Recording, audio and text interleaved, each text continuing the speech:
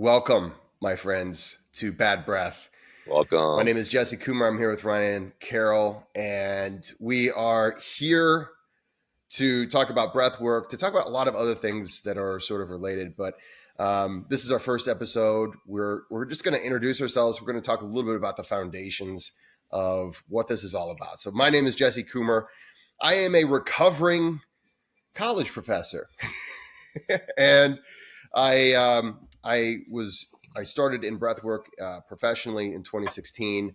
I had gotten into breathwork. I was my own first client, as I think most people are. Since then, I trained with all these gurus. If you've heard of the guru, I've probably either trained with that person or worked with that person in some respect, and came out with my own philosophy of breathwork. Wrote my first book about it in 2020 called A Practical Guide to Breathwork, and recently came out with The Language of Breath. I am a dad. I have a dad Daddy. joke sense of humor. Some people call me the breath daddy.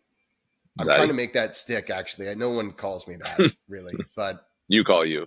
I'm if you say it enough, most people call me breath daddy, right? And then you just tell people that, and they're like, okay, well, I guess that's what we call. So excuse me. It's like giving yourself a nickname. Like if you do it enough, it'll stick, but it's also right. Like not that right. Cool, right? So my name, by the way, don't even call me Jesse. It's breath daddy. Breath daddy.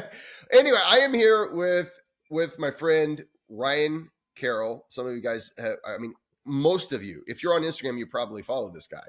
Right. He is the most entertaining Instagrammer that I've ever seen. And you. I'm going to let him tell you a little bit about himself. What's up, Ryan? Yeah, so I'm Ryan Carroll, if you don't know who I am. I also coach people using the breath as a major tool of what I do.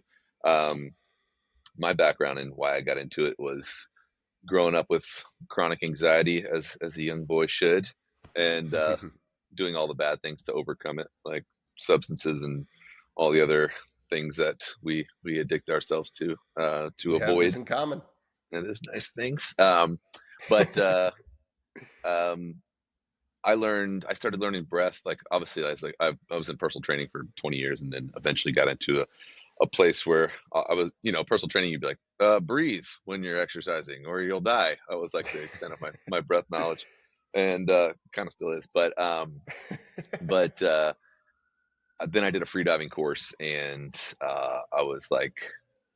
I just remember going in there. I had like a 30-second breath hold going into it. I'm like, I'm gonna fucking die in this course, and I'm in the pool and I'm in my wetsuit. I'm just floating, and I was like, I'm holding my breath, and he's just like counting the minutes. It's like I'm 2 minutes in. I'm like, I could go forever. And I'm just like in this state of zen and peace, and just came out of that. And I'm like, whatever that is, I need to know everything about it. I need to teach other people about it. And that was kind of the switch into overcoming chronic anxiety and being able to manage it, befriending it, and that kind of stuff. But so that's kind of what got me into it. And I haven't written a book, barely read books, but I never learned to read. I just wrote them. Right.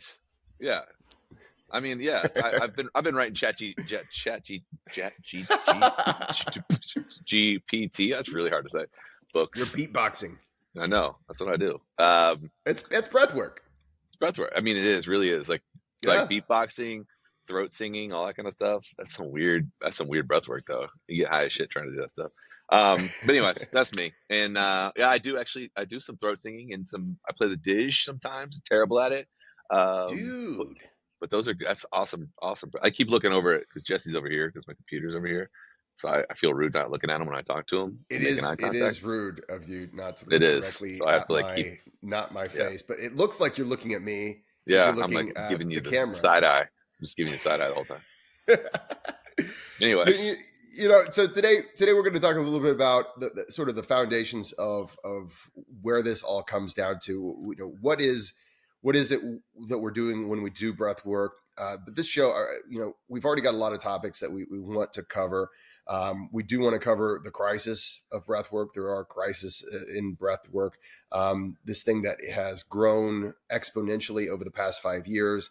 When I first started getting into breath work, people, you could pretty much say anything you wanted to, and there would be no real evidence to say, well, otherwise. People would make all They're these still trying to do claims, that now. They're still and trying. there's plenty of that going on. Yeah, yeah, So we're going to talk about those things. We're going to talk about our own past. We're going to talk about fitness, about a lot of other things. But today we're going to focus on sort of the crux of what I call the modern human condition, which is this mismatch of humans versus our surroundings, our nervous system, how it interplays. And humans, there are only so many animals. I don't remember the name, so this is where ChatGPT would have helped. hmm But I don't remember the name of the animal. But there is a name of a certain kind of animal which we belong to that will change their environment to suit their own needs. So, like for instance, bees, beavers, uh, and we've kind of left them in the dust with what we've really architected a completely different environment. I live in the Chicago area. Where are you located right now, Ryan? Ryan I'm is a man of the in world. I'm in Florida right now. I'm in Dunedin, Florida, Okay, or so I as mean, other people call it, Dunedin. Dune. Dunedin. Dune. But It Dunedin's sounds better than Dunedin. exotic. It is Dunedin.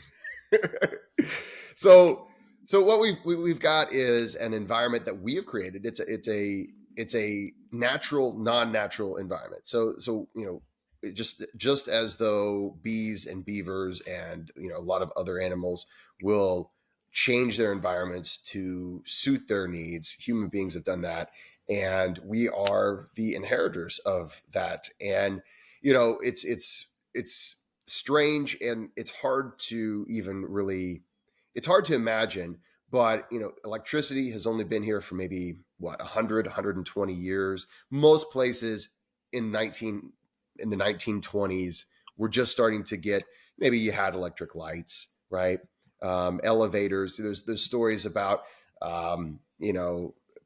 war heroes who were treated to these amazing dinners, and they got to ride on the very first elevators.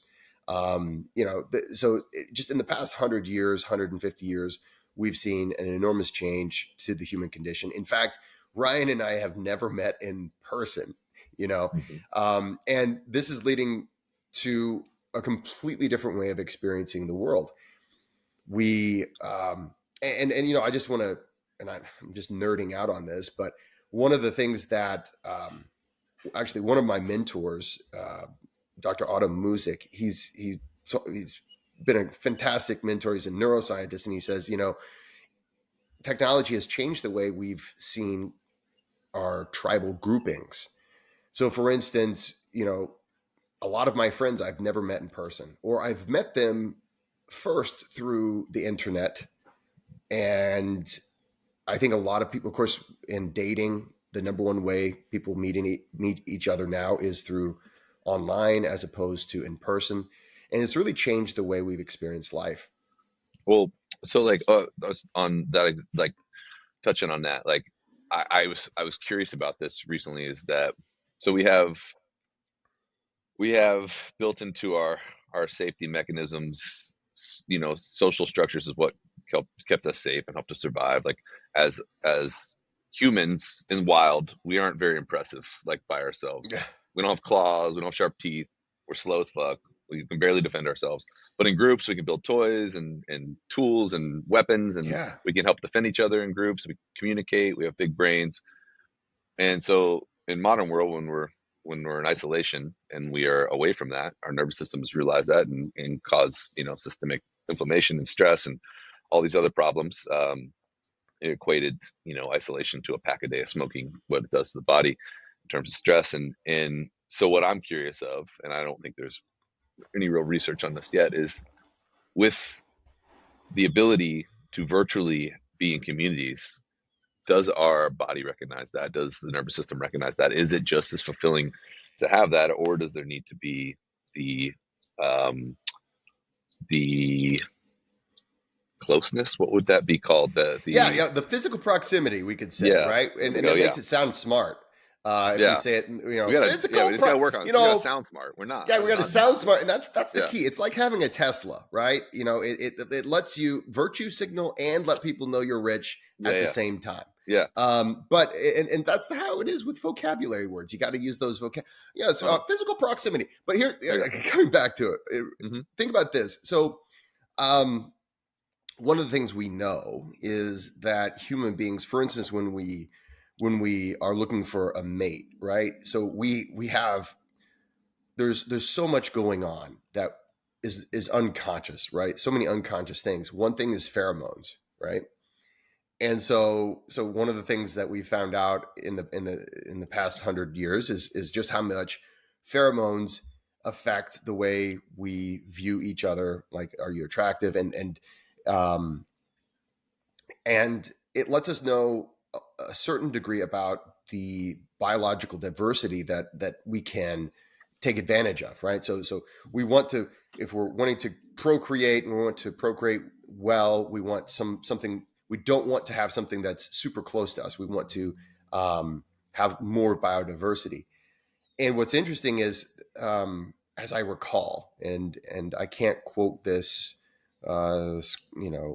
chapter and verse, but the female pheromones will seek out the the opposite, sort of the opposite attracts type things until she's pregnant, and then when she's pregnant, those pheromones, she's really looking for her own tribe, her own family.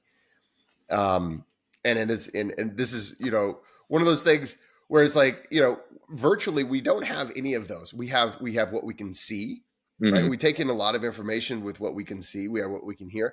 We have a lot of our rationalizations, but I wonder it if that's it just in sexual and reproduction, or if that actually has, like, I guess men kind of do this. Yeah, men feel, like, yeah, I guess it just, I don't know that much about that. So that's what I'm curious about.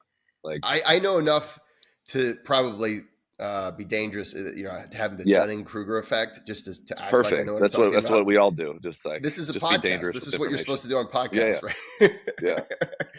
But think about that, though. There are so many things that are going on under our, that we Hmm. were just not aware of. And so we built technology just for the things that we're aware of, right? So I can see you, I can Hmm. hear you, I can think about what you're saying. I can, want, and it is nice. Stephen Porges, the the guy who came up with polyvagal theory, Hmm. he did a talk, and he was talking about, especially during COVID. Of course, we were all separate and everything. Polyvagal theory. What I love about Stephen Porges is he says basically it basically explains what we already knew anyway. It just gives us a scientific explanation of it. So we Hmm. already knew that when you smile at someone, right? We already knew there's something there. Yeah. There are things that are beyond our conscious recognition that's happening. Or, like, for instance, you talk to a baby, right? We all know how to talk to a baby, right? Hmm. Hey there. Yeah. All right. We all know that sort of instinctually we know those things. And so he says, basically polyvagal theory, it just gave us a why to the thing we already understood Hmm. intrinsically. But there's some. I think there's some aspect. It has to be some aspect of that comfort of community. If you think about what we do, right? How alone. First of all, we never probably would have heard of breathwork. I know I wouldn't have. I'm from a small town in Indiana, right? Hmm. um, Forward thinking and crazy new ideas occasionally do come from places like that. Um, but it did not come from the small town in Indiana. I had, you know, to learn about this, there was there was a lot of research that I had to do and a lot of community that I had to build online. And so it's likely that we wouldn't, I don't know. I mean, unless you had a lot of people, did you have a lot of people in close proximity who were doing breath work and No. stuff like that? Not, yeah, not that. I mean, I had a good group of, like, health, like, trainers and coaches and nutritionists and that kind of stuff that were I was in the community with, but, like, I guess kind of like what I was thinking is, like, with there must be a scale in which like there's isolation, and then there's like in-person community, and then there's like Mm, maybe in between somewhere. But like, so my experience recently, like just being in, I was in like almost full isolation, like living in the jungle. I would yeah. intentionally leave every day to the gym, go to the grocery store. That was my daily, and I loved it. For like, there's, I feel like intentional time and solitude is so powerful for growth. It's just a matter of when it shifts into that becomes what your comfort zone is, where you are now, you go into society and it affects you in a negative way. I think that's where a lot of people have gone in modern society, because it's too much for them now to go into these like wild environments, especially like, and when I say wild, I mean not wild actually. I mean more like you know, like the Yeah. wild concrete jungle that's out there. That's so much more. You look at our nervous system, like what we're created for is like to be hyper aware of changes in wind and pressure and movement in the brush. And now we put that person into this city where everything is moving, everything is going, there's a million people walking by you, and you're just like so hyper aware of all that stuff, and just your nervous system's just like, what the fuck, you know, and especially when you're not used to it. So anyways, You know what it I always think makes me think of is you remember the movie Commando with Arnold Schwarzenegger? no. You never saw I don't Commando? think I did. I don't think I did. I Okay, wasn't. Commando. Yeah, like Last Action Hero You've is the only like movie I remember like really are you loving with kid? him in it. Okay. I've seen a lot So of movies of how him. much younger than me are you? If I think I'm you older okay, than you. Terminator 2. I watched it. It wasn't my thing. I know. I know. Like I have a particular Okay. movie. All We're right. learning All each right. other. We're learning. Yeah. We're learning. And so this is another thing that I think the audience should know, which I think We is a just met. beautiful plus, is that what we're talking about is actually what we're doing.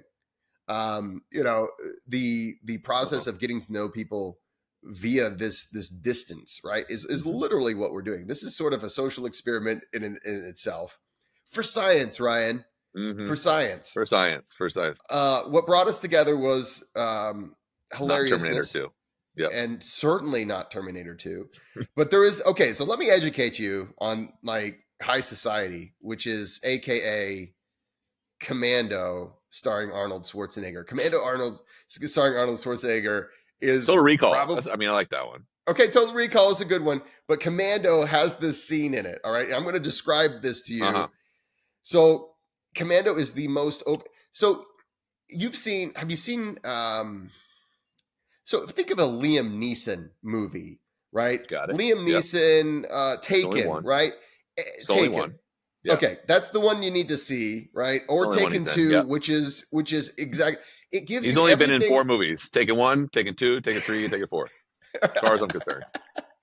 I have not seen the other ones, but like, I haven't and either. it is so like it is so predictable and so like it is everything you want though, right? It gives you everything you want. It's so predictable. It's like it's sort of like the boilerplate, of action movies. That is what Commando is. This guy, he's this huge, amazing commando, right? It's the name, and he's trying just to go live his life in peace, right? Just like all heroes try to do. He's jacked, right?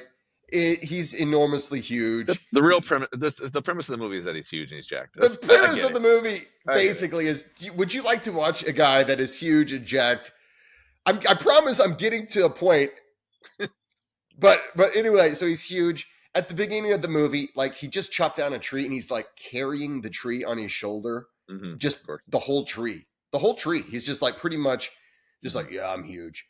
And of course there's some kind of a bad guy out there who's trying to kill everybody, and then he has to go back and do one more mission. Oh, I think they capture his daughter. It might have actually Nice. been the original Taken. Mm-hmm. Now that I'm thinking about it. They're all the But original Taken. anyway, there's this scene at the beginning of the movie. I think where suddenly Arnold Schwarzenegger smells bad guys. He has such a heightened sense of awareness that Mm-hmm. he smells bad guys, which is unrealistic unless he was in a heightened state of anxiety Yeah. at all times, which Yeah. you're on that much juice, maybe you're Definitely constantly, are. maybe you're constantly under Yeah. anxiety. Uh, But this is the funny thing about our nervous system. It is like you said, it is designed to be hyper aware under circumstances where being hyper aware is going to help us. mhm, And so literally our sense of smell is heightened when we're mhm, nervous, right? When we're possibly in danger, whether it's physical danger or social danger. Of course, this is why cologne is so important, perfume people, wear, because hey, if you're nervous on a date, I mean, it is the same kind of hyper awareness. You start to feel anxiety, and mhm. it's like, oh, this pleasant smelling person, right? And then of course then they sell these pheromones now. Um, you can get the I don't, you can fall for that if you want, but You could just basically, send. That's what we should do when we do it. Like the next virtual, I'll just send you. I'll send you one of my old gym socks, and you can put it next to you, so that you get the yes, pheromones, and then you do the same, and that's the then kind of togetherness that I think we that's how we deserve, bond. This is Ryan. how we do it. This is how This we is get how, to it. yeah, and it would have to Yeah, be feet pheromones. I want fully something, feet. yeah, because I would imagine I now. do charge a lot for that now that I've started my Instagram has become a foot Instagram. So I And made the more mistake of power having to my feet you. out in one of my videos. But yeah, You're so you're very brave, hmm and I I admire that about you. But we need to do a feet finders OnlyFans, Jesse and Ryan, just like podcast with our feet. yeah, I don't understand the feet thing myself. I like I've nice feet. never. I just don't. It's not my fetish. So it's I don't know if I have to nice each. feet. My wife says I have terrible feet, and I don't know if Oh, she's a feet person, and I'm just a constant disappointment. maybe is she But a connoisseur? I don't know. Mm, And she doesn't, but she knows she doesn't like my feet, and so I okay. wear those Earth Runners all the time, um, and or I'm barefoot a lot, Yep. and so I don't know if that, I've got those, like, the Huckleberry Finn situation. I mean, feet are subjective. It's just like looks. Like people might like some gnarly feet, some like calloused Yeah, up man feet. Who yeah, knows? yeah. But anyways, so the nervous system. So then No. I can't help but fidget with things. And so I was messing with my microphone, and that caused an entirely systemic meltdown of Was my an anxious equipment. response to talking about anxiety. I was getting anxious. Yeah, you're twitching and twiddling, and But here's the thing. Coming back to trying to make a point. Um, we'll what get there one happens? day. Eventually, it'll happen, and I promise I'm going to try to put a bow on this Third or point. fourth podcast, we'll get the point. We'll Well, get to the yeah. point. By the time should we? But here's the thing. So what happens is, and what I wish people would have told me when I was younger. And Ryan, you alluded to this earlier. We made a lot of stupid decisions. We had anxiety. We didn't know what it was. Okay. So I think this is the biggest problem facing young people is that we have this system, right? So we are an organism that's designed to take action. There are systems that are there to keep us safe. We have a reactive and predictive brain.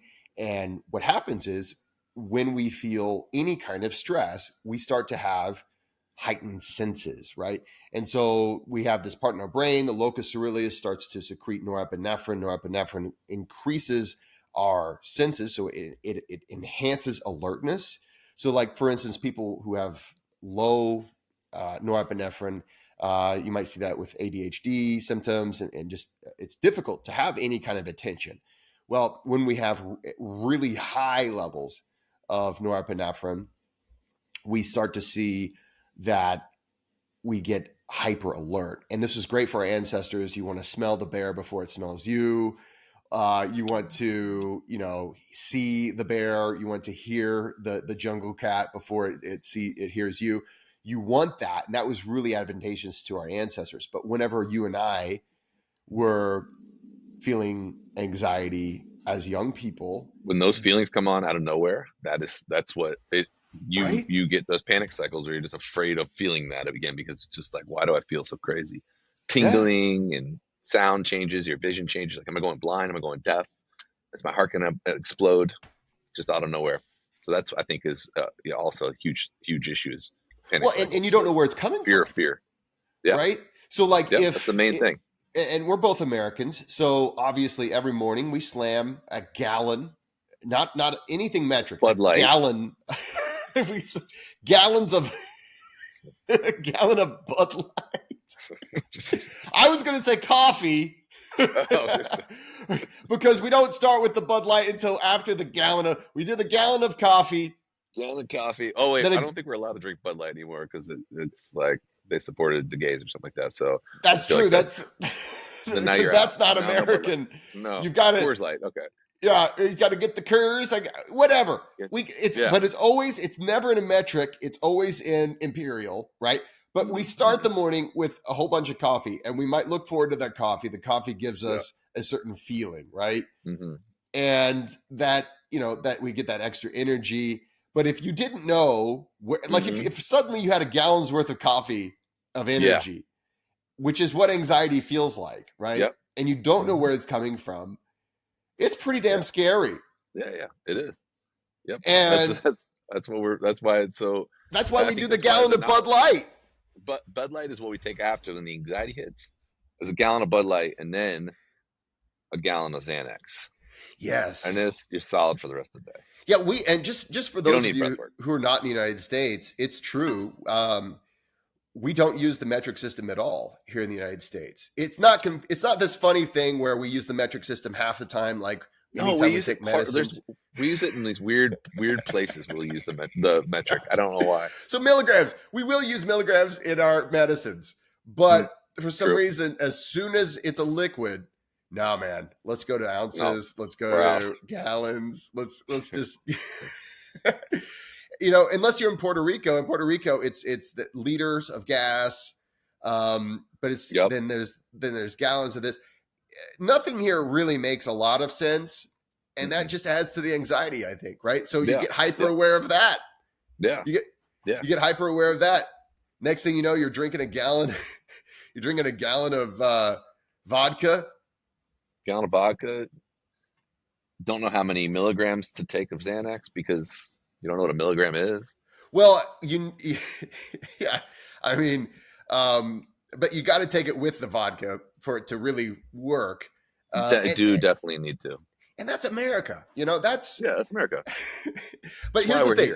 Here's the thing. All joking aside, what happened to me was that I started to feel a lot of things that were natural, and and no one ever told me what they were, and they were very frightening. And I had to do. I felt like I had to do whatever I could do in order to make them go away, which was, I mean, quite literally drinking gallons of alcohol.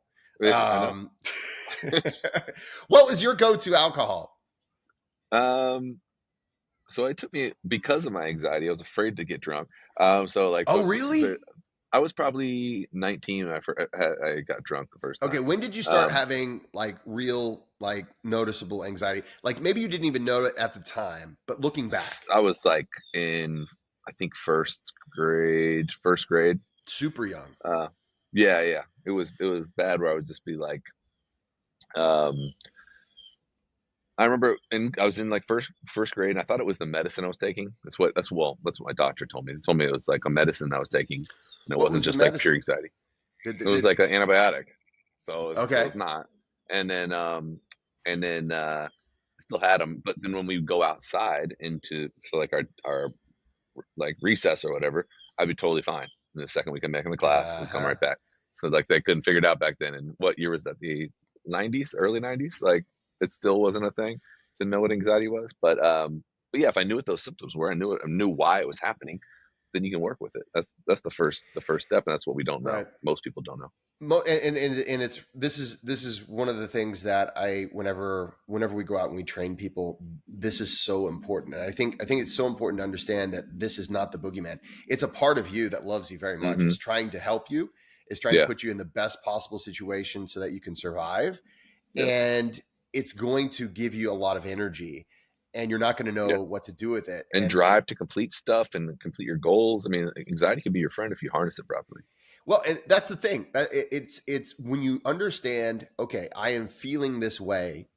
this is a natural reaction Mm-hmm. to this situation. Now, for me, I didn't start to feel anxiety. Now, I was very fortunate. This is a funny thing. So I had basically like a little house on the prairie upbringing. I went to like a 2-room schoolhouse all throughout. So my first through 8th grade. And it wasn't until this place didn't have a high school. So then I went to a high school, which actually was relatively small compared to most high schools, but it was huge compared to what I had experienced as a kid. And I had, you're 14 years old and, full on puberty. You have, and this is also another thing I think is important. No one ever talks about this, but during that time when you're like 14, men and women, right? Mm-hmm. Everyone who is that age, it's natural to feel uncomfortable. Like it is totally like it is absolutely normal to feel uncomfortable, not just because, hey, you're getting all these sensations and emotions and things like that, but it's also when naturally our species was like, okay, you need to go out and make a life for yourself. You need to go out and find a partner. You need to go out and, hunt and gather and create a life for yourself. So you're getting a lot of That is a that. space for men too, that we've kind of been let down by modern Yeah. cultures. We no longer have a rite of passage, so men are just, that's why men are so stupid until they're like until their Well, late we don't know what 30s. it is, right? And Yeah. so, and everybody always says it's weird, and so everything that we do is considered to be, you know, creepy, and Mm-hmm. all of these things, and so, and you don't really know how to use the energy, and the only thing that society gives you is like far out like porno world Mm-hmm. stuff, Yeah. or let's use it in video games, or let's Mm-hmm. use it in there's so many pathways where you could apply all of that energy Yeah. that lead to nowhere, and that Mm-hmm. lead to burnout, that lead to a lot of disappointment. um, and what that energy actually is the energy that was required for our species to make a life for yourself, you know. And so, and so here it is, we have this amazing gift, and that there's even a book, the gift of anxiety. Like there's all this amazing gift, which is this nervous system and this stress response, and we demonize it. We want it to stop. I know that was about 14, 15 years old. That's whenever I started to experiment with drugs and alcohol and things like Mm-hmm. that. And it was primarily because I just wanted it to stop. I didn't know what it was. I knew it made me feel really weird and anxious, and it kept me up at night, and it made me say stupid things, and I couldn't think of, things to say, and all Mm-hmm. this stuff. And I think a lot of people can relate to that. And it didn't. And the problem is, whenever that's your way of dealing with it, you don't actually learn how to harness it. You don't actually learn how Yeah. to use it. Yeah. And then those things kind of pile up on each other too, because those become your coping mechanisms. Then you get addicted to those, and then you have to break those on top of getting out of the anxiety. So it's just like, it makes it so much harder when we mislearned, and just like taught ourselves these weird. Uh-oh, did I lose you again? Oh, there you No. are. Okay, all right. Froze for a second, but I think Oh you'll no. still be on the recording. See what happens. We I shall was see. really I was really taking that moment seriously. I didn't want to move at all. Just like, You oh, had me going for a minute. You had me going. you're like shit. No, you were actually frozen though. That was I think what it does though. I mean, I'll cut this out, but like, I think if you freeze on my end, I think it still records to your computer. So, or like it's recording to your computer to send to me. Yeah, you got really blurry for a while, and Yeah, I was just like, I know what he looks like, so yeah, it'll be all right. it'll be all right. As long as we get the audio in there. Um, But yeah, so it's a matter of first of all education. If a person understood, hey, this is what we are. You are an organism of action, right? You're not a tree. You're not just supposed to sit there in one place and then sunlight's going to come to you and life is going to come to you. You have to go out there and get life. You actually have to go out there and do things. And you are a system. You literally are a system of energy production for the things that you need to get. mhm. If what if were that if we can start to understand that, then it's like, okay, this isn't the boogeyman. I can start to work with that. You have to understand that first, though. What were the biggest things for you to that helped you overcome anxiety The biggest or things, take control? yeah. And so, first and foremost, I I struggled, right? So I'm just going to say I struggled, and I got deeper and deeper into drugs and alcohol. I mean, that was primarily it for me for quite some time. By the Hmm. age of 18, I was an opioid addict. So I graduated high school as an opioid addict, and I went for 10 years. I graduated Hmm. undergrad. I went on an art scholarship, which is obviously the only thing that obviously I was on drugs. Why would I do something like that? Hmm. But hey, I graduated. I started working, and I was one of those people that just no one knew had this problem because it was sort of fixing the problem. Strangely enough, right? So this is the thing about addiction. A person generally, we look down on addicts and things like that, but generally, it's actually you're doing you're making, albeit a bad decision. It's somewhat of a rational decision, Hmm. and so it was about age 27, 28, that I I was like, okay, I've got to get this under control. And I, what I don't know, I don't claim to have any real wisdom, but somehow I realized that I have to do something.